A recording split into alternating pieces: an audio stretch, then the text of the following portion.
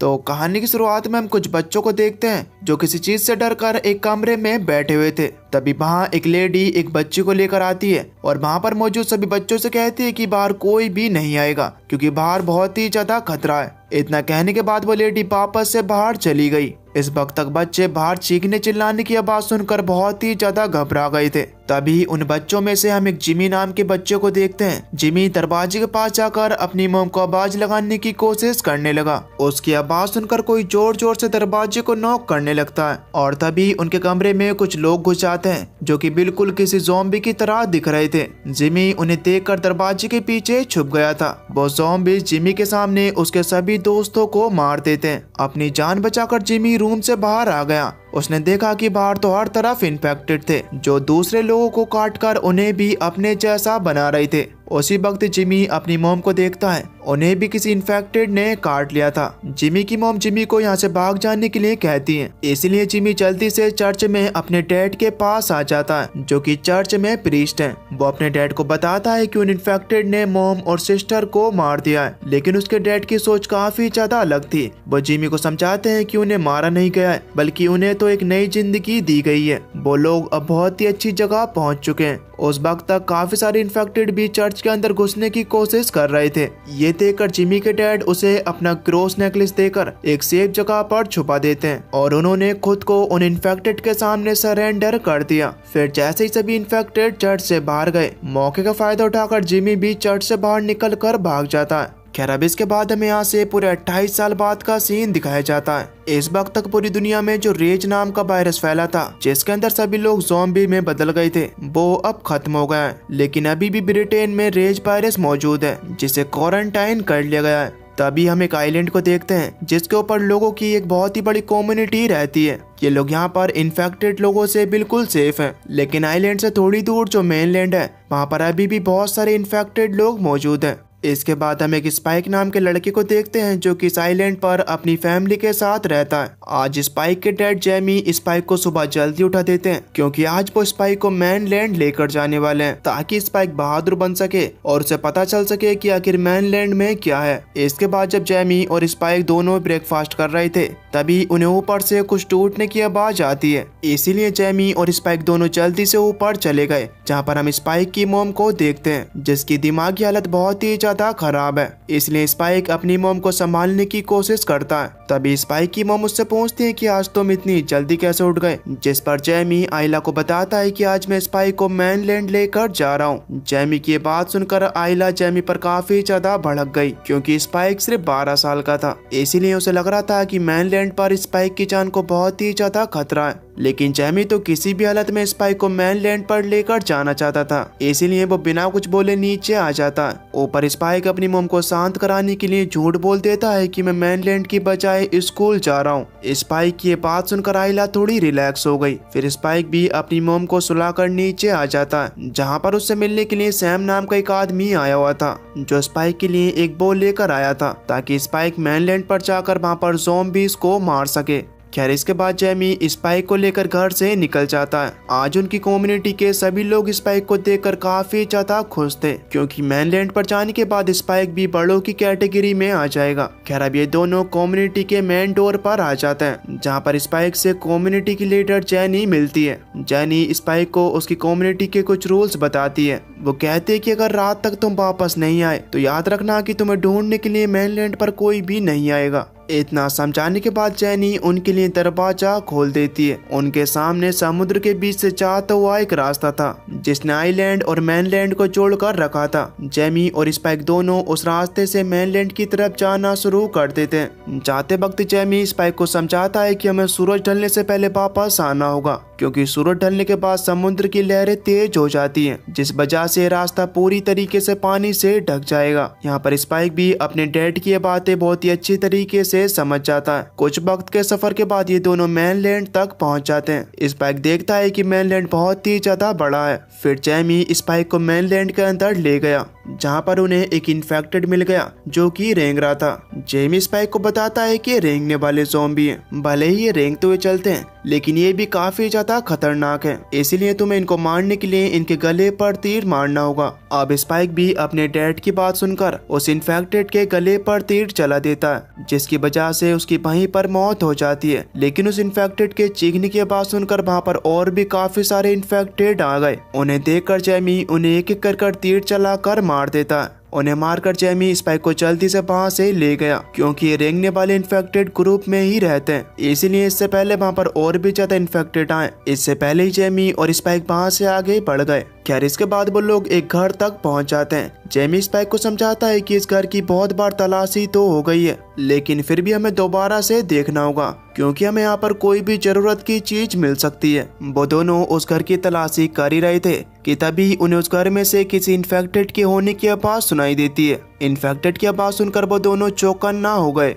Jamie ने देखा कि एक इन्फेक्टेड को किसी ने रस्सी से उल्टा कर बांधा हुआ है, जिसके पेट पर जिमी नाम गोदा हुआ था। उस इन्फेक्टेड के पास इतना ज्यादा खून था कि स्पाइक उसे देख ही नहीं पा रहा था। ये देखकर जेमी स्पाइक को उस इन्फेक्टेड को देखते रहने के लिए कहता है और उसे तीर से मारने के लिए कहता है, लेकिन स्पाइक काफी ज्यादा घबरा गया था। उसी वक्त उस इन्फेक्टेड की रस्सी टूट जाती है। वो स्पाइक को काटने वाला था कि तभी स्पाइक ने जल्दी से उस इन्फेक्टेड के सर में तीर मार ही दिया, जिससे वो वहीं पर मारा जाता है। खैर इसके बाद वो दोनों दोबारा से आगे बढ़ गए। थोड़ा आगे जाने के बाद उन्हें एक हिरन की लाश मिलती है, जिसे किसी इन्फेक्टेड ने नोच कर खाया हुआ था। उसे देखकर जेमी स्पाइक को समझाता है कि इस हिरन को किसी भागने वाले ज़ॉम्बी ने खाया है। तब स्पाइक की नजर उस हिरन के सर पर जाती है, जिसे किसी ने एक पेड़ पर टांगा हुआ था। उस सर को देखकर जेमी समझ गया कि ये किसी अल्फा इन्फेक्टेड का काम है, जो आम इन्फेक्टेड से काफी ज्यादा बड़े होते हैं और वो एक तरीके से सभी ज़ॉम्बीज के लीडर होते हैं।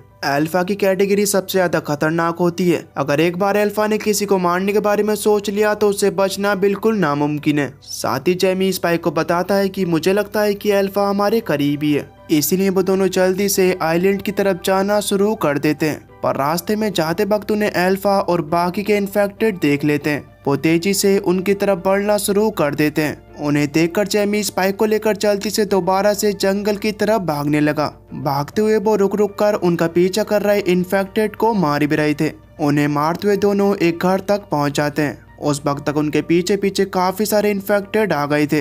जेमी उन सभी इन्फेक्टेड को एक एक कर मारना शुरू कर देता है। फिर वो दोनों वक्त रहते उस घर की छत पर आ गए, जिस वजह से इन्फेक्टेड की नजर उन पर नहीं जाती और सभी इन्फेक्टेड वहां से चले जाते हैं। तभी ऊपर से जेमी देखता है कि अल्फा अभी भी वहां पर खड़ा होकर उनके आने का इंतजार कर रहा है। ये देखकर जेमी और स्पाइक दोनों उसके जाने तक वहीं पर रुकने का प्लान करते हैं। थोड़ी देर बाद स्पाइक को दूर एक जगह पर आग जलती हुई दिखाई देती है। जब वो उस आग के बारे में अपने डैड से पूछता है, तब जेमी स्पाइक को बताता है कि मुझे इस आग के बारे में कुछ भी नहीं पता। खैर अब इसके बाद जब उस रात वो दोनों सो रहे थे, उसी वक्त उनके घर के बाहर एक बहुत ही बड़ा हिरन का झुंड भागते हुए गुजर रहा था, जिस वजह से उनका घर भी धीरे धीरे गिरने लगा। इसलिए जेमी जल्दी से स्पाइक को घर के बाहर ले आता है। बाहर आने के बाद उन्होंने देखा कि बाहर आसपास कोई भी अल्फा बेल्फा नहीं है, इसलिए वो दोनों जल्दी से समुद्र की तरफ जाना शुरू कर देते हैं और वो चलते चलते आइलैंड तक जाने के रास्ते तक पहुंच गए। पर तब तक अल्फा की भी नजर उन पर पड़ गई थी, लेकिन इसके बारे में उन दोनों को बिल्कुल भी एहसास नहीं था। जेमी को लग रहा था कि वो दोनों बच गए। तभी उनकी नजर अल्फा पर पड़ती है, जो भागते हुए उनके पीछे आ रहा था। उसे अपनी तरफ भागते हुए देखकर जेमी और स्पाइक जल्दी से कॉलोनी की तरफ बढ़ना शुरू कर देते। जैसे ही दोनों कॉलोनी के पास पहुंचे, जेमी अपने पास रखी सीटी बजा देता, जिसकी आवाज सुनकर पहरा दे रहे लोग जाग गए। वो भी जेमी और स्पाइक के पीछे आ रहे अल्फा को देख लेते हैं। वो लोग अल्फा पर तीर से हमला करने लगे, लेकिन उन तीरों का अल्फा पर कोई भी असर नहीं हो रहा था। वो दोबारा से जेमी और स्पाइक पर अटैक करने के लिए खड़ा हो गया, जिसके बाद एक बड़ा सा जलता हुआ तीर उस अल्फा के सीने में आकर लगता है, जिससे उसकी वहीं पर मौत हो गई। इसके बाद जेमी और स्पाइक भी कॉलोनी के अंदर आ गए। स्पाइक के सही सलामत वापस आने की वजह से वहाँ पर एक जश्न रखा गया। जेमी कॉलोनी के सभी लोगों के सामने झूठ बोलता है कि स्पाइक ने भागने वाले इन्फेक्टेड को मारा है, लेकिन स्पाइक को अपने डैड की बातें बिल्कुल भी अच्छी नहीं लगी क्योंकि उसने किसी भी भागने वाले इन्फेक्टेड को नहीं मारा था। जश्न के बाद जेमी एक रोसी नाम की लड़की के साथ चला जाता है। उसके पीछे पीछे स्पाइक भी चला गया। स्पाइक ने देखा कि उसके डैड का उस रोसी नाम की लड़की के साथ अफेयर चल रहा है। ये देखकर स्पाइक अंदर से टूट गया क्योंकि उसके डैड उसकी मॉम को उस वक्त चीट कर रहे थे जिस वक्त उसकी मॉम को उनकी सबसे ज्यादा जरूरत थी। इसके बाद स्पाइक उदास होकर घर आ गया जहाँ पर उसे सैम मिलता है। सैम स्पाइक से पूछता है कि आखिर तुमने मेनलैंड में क्या देखा, जिस पर स्पाइक सैम को उन ज़ॉम्बीज़ के बारे में बताता है। साथ ही में वो उसे ये भी बताता है कि मैंने जंगल में कहीं पर आग जलती हुई देखी थी, लेकिन मुझे ये नहीं पता चल पाया कि आखिर वो आग जला कौन रहा था। आग का नाम सुनते ही सैम काफी ज्यादा हैरान रह गया। वो स्पाइक को बताता है कि वो आग डॉक्टर कैल्सन नाम का आदमी जला कर रखता है, लेकिन हमें नहीं पता कि आखिर ऐसा क्यों है। डॉक्टर कैल्सन के नाम में डॉक्टर लगा हुआ देखकर स्पाइक के अंदर उम्मीद जाग गई कि वो अपनी मोम को वहां पर ले जाकर बचा सकता है। उसकी मोम की हालत इस वजह से ठीक नहीं हो पाई क्योंकि यहाँ पर कोई भी डॉक्टर नहीं है।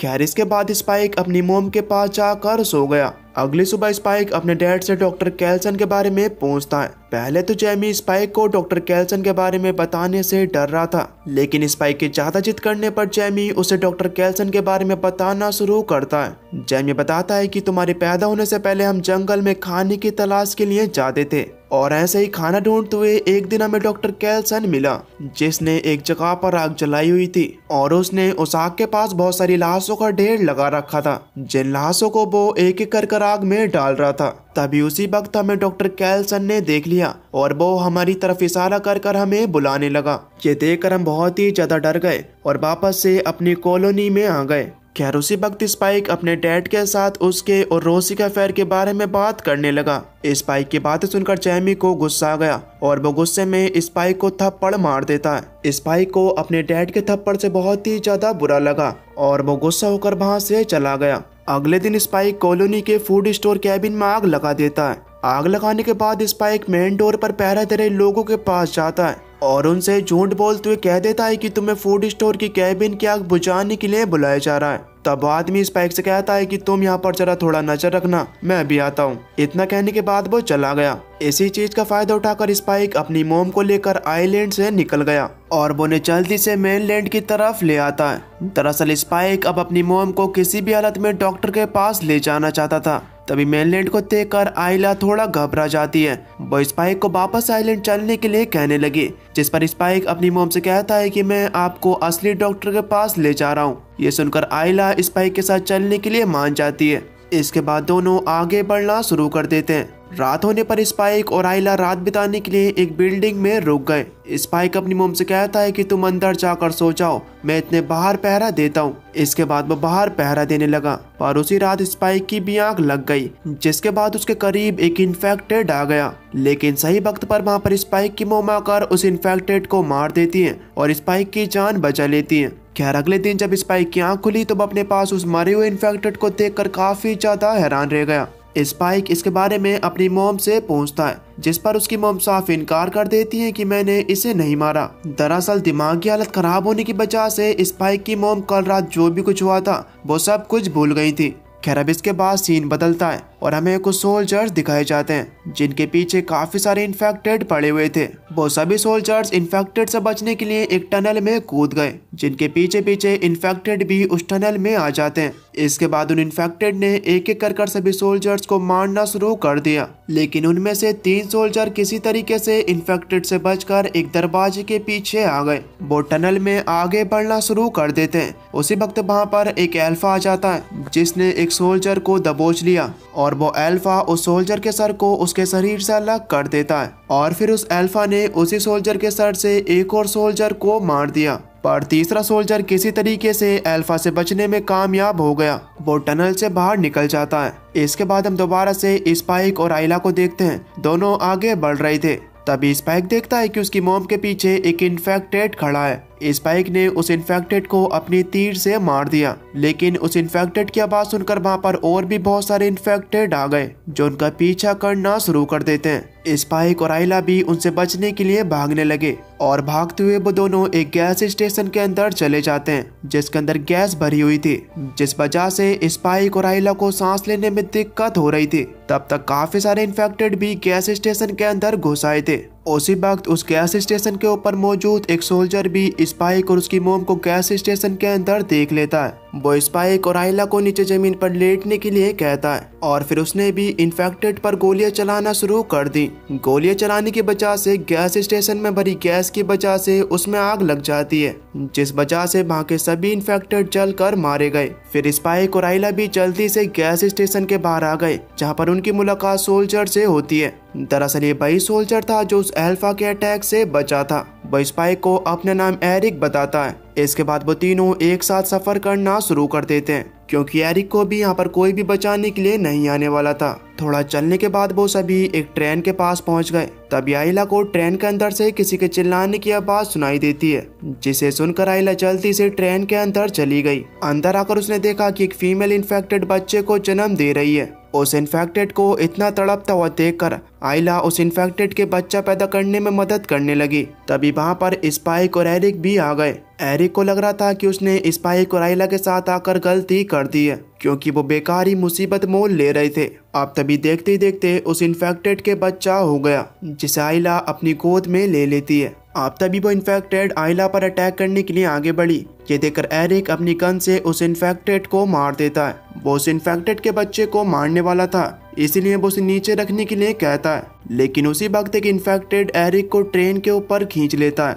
जिसे देखकर स्पाइक और आइला दोनों ही काफी ज्यादा घबरा गए। तभी स्पाइक देखता है कि एरिक को जिसने ट्रेन के ऊपर खींचा था वो कोई नॉर्मल इन्फेक्टेड नहीं बल्कि वो एक अल्फा था, जिसके हाथ में अब एरिक का सर था। स्पाइक और आइला उसे देखकर भागना शुरू कर देते हैं और उनके पीछे पीछे अल्फा भी भाग रहा था। स्पाइक अल्फा पर बहुत सारे तीरों से हमला करता है, लेकिन उसके तीरों से अल्फा पर कोई भी असर नहीं होता। फिर स्पाइक और आइला भागते हुए ट्रेन से नीचे उतर गए। जैसे ही अल्फा भी ट्रेन से नीचे उतरकर उनका पीछा करने लगा, उसी वक्त उसके गले पर आकर एक मार्फिन डांट लगती है, जिस डांट की वजह से अल्फा वहीं पर रुक जाता है। दरअसल वो डांट डॉक्टर कैल्सन ने अल्फा पर चलाई थी। डॉक्टर कैल्सन स्पाइक से कहता है कि मैंने अल्फा को मार्फिन की डॉट मारी है, जिससे वो कुछ वक्त तक ऐसे ही बेहोश हालत में खड़ा रहेगा।